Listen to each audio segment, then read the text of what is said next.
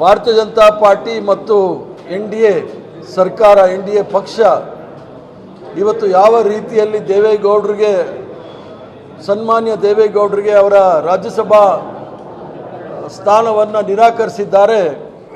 ಇದು ದೇವೇಗೌಡರಿಗೆ ಆಗಿರ್ತಕ್ಕಂಥ ಅಪಮಾನ ಅಲ್ಲ, ಇದು JDSಗೆ ಆಗಿರ್ತಕ್ಕಂಥ ಅವಮಾನ ಅಲ್ಲ. ಭಾರತೀಯ ಜನತಾ ಪಾರ್ಟಿ ಮತ್ತು ಎನ್.ಡಿ.ಎದವರು ಇಡೀ ಕರ್ನಾಟಕ ರಾಜ್ಯದ ಜನತೆಗೆ ಅಪಮಾನವನ್ನು ಮಾಡಿದ್ದಾರೆ.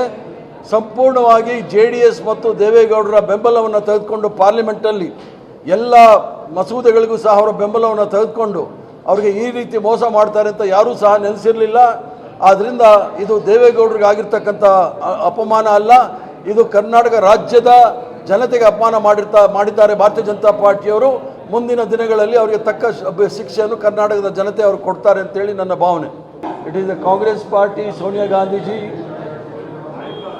gave all cooperation to Mr. Devegowda ji because at that point of time he was a secular leader. So under the Sonia ji had blessed him with the support of the Congress party.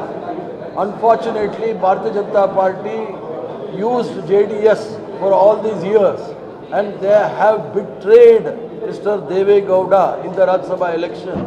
It is not an insult to Mr. Devegowda, it is not an insult to JDS, it is an insult to Karnataka. The Bharatiya Janata Party should have honored Mr. Devegowda for the support they had taken earlier. So that means the Bharatiya Janata Party have insulted the people of Karnataka by denying the Rajya Sabha seat to Mr. Devegowda. ಭಾರತೀಯ Janata party ಮತ್ತು ಎನ್.ಡಿ.ಎ ಸರ್ಕಾರ ಎನ್.ಡಿ.ಎ ಪಕ್ಷ ಇವತ್ತು ಯಾವ ರೀತಿಯಲ್ಲಿ ದೇವೇಗೌಡರಿಗೆ ಸನ್ಮಾನ್ಯ ದೇವೇಗೌಡರಿಗೆ ಅವರ ರಾಜ್ಯಸಭಾ ಸ್ಥಾನವನ್ನು ನಿರಾಕರಿಸಿದ್ದಾರೆ. ಇದು ದೇವೇಗೌಡರಿಗೆ ಆಗಿರ್ತಕ್ಕಂಥ ಅಪಮಾನ ಅಲ್ಲ, ಇದು JDSಗೆ ಆಗಿರ್ತಕ್ಕಂಥ ಅವಮಾನ ಅಲ್ಲ. ಭಾರತೀಯ ಜನತಾ ಪಾರ್ಟಿ ಮತ್ತು ಎನ್.ಡಿ.ಎದವರು ಇಡೀ ಕರ್ನಾಟಕ ರಾಜ್ಯದ ಜನತೆಗೆ ಅಪಮಾನವನ್ನು ಮಾಡಿದ್ದಾರೆ. ಸಂಪೂರ್ಣವಾಗಿ JDS ಮತ್ತು ದೇವೇಗೌಡರ ಬೆಂಬಲವನ್ನು ತೆಗೆದುಕೊಂಡು ಪಾರ್ಲಿಮೆಂಟಲ್ಲಿ ಎಲ್ಲ ಮಸೂದೆಗಳಿಗೂ ಸಹ ಅವರ ಬೆಂಬಲವನ್ನು ತೆಗೆದುಕೊಂಡು ಅವರಿಗೆ ಈ ರೀತಿ ಮೋಸ ಮಾಡ್ತಾರೆ ಅಂತ ಯಾರೂ ಸಹ ನೆನೆಸಿರಲಿಲ್ಲ.